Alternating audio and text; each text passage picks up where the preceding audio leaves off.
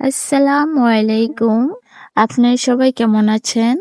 আমিও আল্লাহর রহমতে ভালো আছি। আমার ভিডিওটি কাছে কিংবা দূরে, দেশ কিংবা দেশের বাহিরে যারা দেখছেন তাদেরকে অসংখ্য ধন্যবাদ। আপনাদের বাড়িতে যেয়ে দেখি লাউ গাছ, খুবই সুন্দর লাউ গাছ মাশাআল্লাহ উঠানের মাঝখানে। তো আপনাদের বাড়িতে গেলাম ঝাড়ানোর জন্য। এদিকে এসে দেখি আমার দেবর খুব সুন্দর হুন্ডা চালাতে পারে, ও শিখতাছে। ওর জন্য সবাই দোয়া করবেন।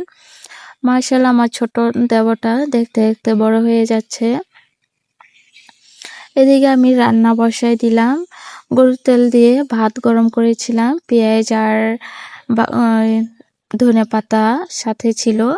তো জমে গিয়েছে, তার জন্য চুলোর উপর দিয়ে হালকা গরম করে নিচ্ছি।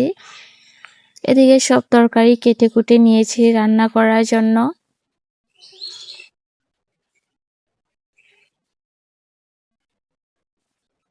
আমার ভিডিওটি যদি ইউটিউব চ্যানেল থেকে দেখে থাকেন, প্লিজ সাবস্ক্রাইব করে পাশে থাকবেন।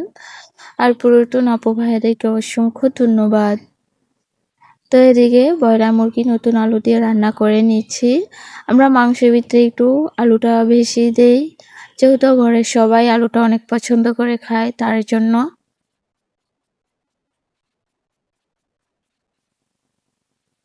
ঝাল ঝাল করে রান্না করে নিচ্ছি। অনেকদিন ধরে ইচ্ছা করছে যে ঝাল ঝাল করে মুরগির মাংস রান্না করি, তাহলে দেখি ভাত খাওয়া যায় কিনা।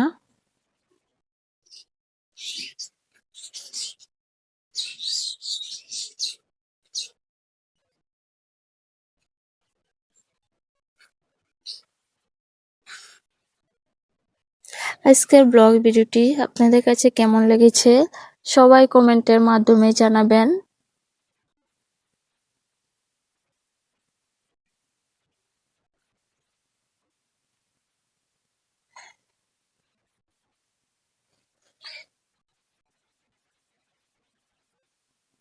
আজকের ভিডিও এই পর্যন্তই। আল্লাহ হাফেজ।